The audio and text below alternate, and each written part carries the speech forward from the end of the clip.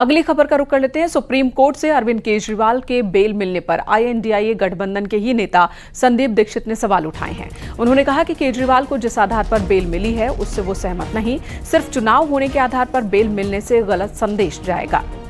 तो कांग्रेस के ही नेता हैं जो सवाल उठा रहे हैं। अरविंद केजरीवाल को बेल मिला, इस बेल पर सवाल उठा रहे हैं। INDIA गठबंधन के ही नेता हैं संदीप दीक्षित, जिन्होंने सवाल उठाया है। शीला दीक्षित के बेटे हैं। उनका कहना है कि चुनाव के आधार पर बेल मिलना ये गलत है। जिस आधार पर बेल मिला है उस आधार से वो संतुष्ट नहीं है। तो हमेशा मानता हूं कि बेल किसी का भी अधिकार है, कोई भी केस हो उनके खिलाफ, खासकर अगर कोई क्रिमिनल उस टाइप का केस नहीं है। लेकिन ये जिस कारण से सुप्रीम कोर्ट ने बेल दी, इससे मैं बहुत ज्यादा खुश नहीं हूं। ये क्या मतलब है कि भाई आपकी बार चुनाव है? अरे मुझे लगता है उनका अधिकार है बेल मिलना, उनको बेल मिलनी चाहिए थी। पर अब मैं उम्मीद करूंगा कि अगर केजरीवाल को बेल मिली है तो हेमंत सोरेन को भी इमीडिएटली मिलनी चाहिए, और बल्कि जितने भी नेता लोग कहीं भी जेल में हैं सबको मिलनी चाहिए, क्योंकि हर किसी की जरूरत होती है कैंपेन में। वो चाहे 2 लोगों को प्रभावित करे या 2 लाख को करे या 2 करोड़ को करे, जेल फिर तो बेल मिलनी चाहिए। और अच्छी बात है कि वो बेल मिली है, लेकिन जो एक बड़ा सवाल है कि जो मेन केस में जो बेल की बात है उसको भी सुप्रीम कोर्ट को कंसिडर करना है। जिस कारण से मिली वो कारण मेरे ख्याल से गलत है। ये कि भाई किसी के व्यवसाय के कारण उसको मिले, तो जैसे आपने कहा फिर किसान को क्यों नहीं, डॉक्टर को क्यों नहीं, न्यूज़मैन को क्यों नहीं, चपरासी को क्यों नहीं, गार्ड को क्यों नहीं, फौजी को क्यों नहीं, पुलिस वाले को क्यों नहीं? हर किसी का व्यवसाय महत्वपूर्ण होता है। और कोर्ट ने अगर ये बात ली है कि 5 साल में एक बार चुनाव आता है, तो 5 साल में कई चीजें एक बार आती हैं। तो ये इनका तर्क जो है बिल्कुल ही गलत है। कोर्ट ने क्यों ये तर्क लिया मैं नहीं जानता हूं, लेकिन मैं इस तर्क से बिल्कुल ही इत्तेफाक नहीं रखता हूं। बेल अपने में स्वागत योग्य है, क्योंकि बेल वैसे ही मिलनी चाहिए इस केस। इधर कौशाम्बी के मोहब्बतपुर पैसा थाना क्षेत्र के गांव में लव जिहाद का मामला सामने आया। महाराष्ट्र के मुंबई की एक युवती को मुस्लिम युवक ने प्रेम जाल में फंसाकर शारीरिक शोषण किया। बेटी पैदा होने के बाद अब आरोपी फरार है।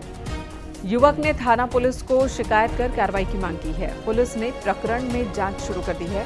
आरोपी युवक आफाक 4 साल पहले मुंबई गया था। वहां उसने हिंदू लड़की से शादी की, शारीरिक संबंध बनाए। पीड़िता के मुताबिक 3 महीने पहले आफाक उसे छोड़कर कौशाम्बी आ गया। पीड़िता ने केस दर्ज कराया है।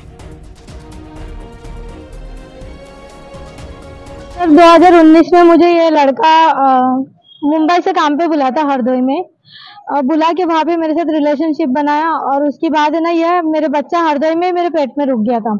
फिर ये मेरे साथ मुंबई जाके 4 साल वहाँ पे लगातार मेरे साथ में रहने के बाद भी ये शादी के लिए माना करता है।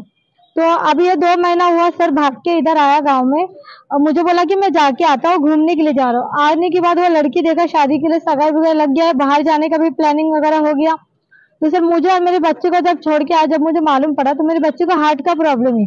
मैंने इसको इलाज वगैरह में अपने पैसे से करवाया। जब मैं उनको फोन किया, उनके घर पे बताया, तो घर वाले मुझे बहुत गाली गलौज करने लगे। तो फिर मैं मुंबई से बच्चों को लेके इधर आई। अमरोहा में 24 घंटे के अंदर 2 बच्चों की मौत से गांव वालों में दहशत है। मामला गांव कैथवाली का है। मृतक बच्चों के परिवार वालों ने तंत्र मंत्र के चक्कर में हत्या का आरोप लगाया। बीते 7 मई को गांव के 4 साल के माहिर का शव बंद मकान में मिला था। उसके गले और चेहरे पर चोट के निशान थे। गांव वालों ने हादसा मानते हुए शव को दफना दिया था, लेकिन अगले दिन 10 साल के चिराग का शव भी उसी मकान से मिला। पोस्टमार्टम रिपोर्ट के मुताबिक चिराग की मौत गला दबाने से हुई, जिसके बाद माहिर का शव भी कब्र से निकालकर पोस्टमार्टम के लिए भेजा गया है। पुलिस इस पूरे मामले की तफ्तीश में जुटी हुई है, जिसमें निर्देश दिया गया कि ग्राम फंडकी के माहिर पुत्र विपिन, उम्र 3 साल की डेथ हो गई थी, और उसका कब्र से इनके पिता के एप्लीकेशन पर डीएम साहब ने आदेश किया कि इनकी कब्र से फिर से डेड बॉडी निकाली जाए और पोस्टमार्टम के लिए भिजवाया जाए। इसी के लिए आज यहाँ सभी लोग इकट्ठा हुए। डेड बॉडी निकाली गई है और पोस्टमार्टम के लिए भेजी जा रही है। प्रयागराज से बड़ी खबर है। सीमांचल एक्सप्रेस से उतारे गए 93 नाबालिग बच्चे। 93 नाबालिग बच्चों को ले जा रहे 9 व्यक्तियों को भी उतारा गया। मानव तस्करी की सूचना पर आरपीएफ और जीआरपी ने कार्रवाई की।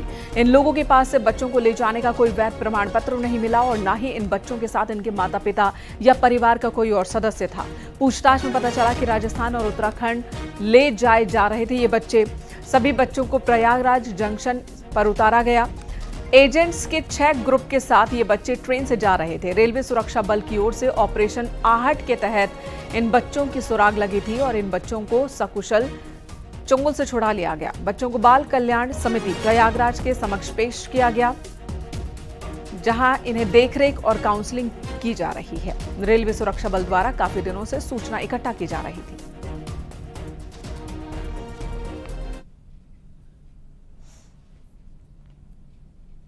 एटा जिले में पुलिस को एक बड़ी सफलता हाथ लगी, जहां पुलिस ने एक गाड़ी चोर गिरोह का पर्दाफाश किया। पुलिस ने गैंग के 8 शातिर चोरों को गिरफ्तार किया और इनके कब्जे से चोरी की 11 बाइक, 1 अवैध तमंचा और 2 जिंदा कारतूस जब्त किए। पकड़े गए युवक सस्ते दामों पर चोरी की गाड़ियां बेचा करते थे। अपने महंगे शौक पूरा करने के लिए ये चोरी की वारदात को अंजाम देते थे। आज थाना कोतवाली देहात और एंटी थेफ्ट व्हीकल टीम द्वारा जो है एक संयुक्त कार्रवाई की गई है, जिसमें कुल 8 अभियुक्तों को गिरफ्तार किया गया है और इनके कब्जे से कुल 11 मोटरसाइकिलें बरामद हुई और तमंचा भी बरामद हुआ है इनके कब्जे से। और इनके एक सातिर गैंग है जो आसपास के जनपदों में मोटरसाइकिल चोरी की घटनाएं कर रहा था। इसमें राजा नाम का बहुत सातिर अभियुक्त है, जिसके ऊपर कुल अब तक 9 मुकदमे कायम होने की सूचना पुलिस को मिल चुकी है। अमरोहा में बिजली विभाग के सस्पेंड जेई ने जहर खा लिया। हालात बिगड़ने पर परिवार वाले अस्पताल ले गए, जहां डॉक्टर्स ने उन्हें मृत घोषित कर दिया। मामला पुष्कर कॉलोनी का है। किराए के मकान में जेई परिवार के साथ रहते थे। बताया जा रहा है कि सस्पेंड होने के बाद परेशान चल रहे थे और इसी बीच ये कदम उठाया। बस 2 बजे फोन जाता है कि आपके भाई ने कुछ खा लिया, रात के 2 बजे। 2 बजे आने के बाद साधन नहीं मिला, तो हम सुबह तक पहुँचे। तो यहाँ जब हम आए तो आने के बाद हमने देखा कि यहाँ पूरा स्टाफ बिजली विभाग का खड़ा था, पूरा स्टाफ खड़ा था। तो उनसे बातचीत हुई तो ये चीज़ हमें समझ नहीं आ रही। पूरा स्टाफ ये कहता है कि वो दारू नहीं पीते, बिल्कुल भी वो दारू पीते नहीं थे। हमें भी पता है, जेई साहब भी है, जेई साहब भी बोल रहे हैं। तो कुछ जहरीला पदार्थ खाया उन्होंने? हाँ, यही बता रहे हैं कि जहरीला पदार्थ खाया। यहाँ रुकेंगे एक ब्रेक के लिए, खबरों का सिलसिला जारी है। आप देख रहे हैं न्यूज़ 18 उत्तर प्रदेश उत्तराखंड।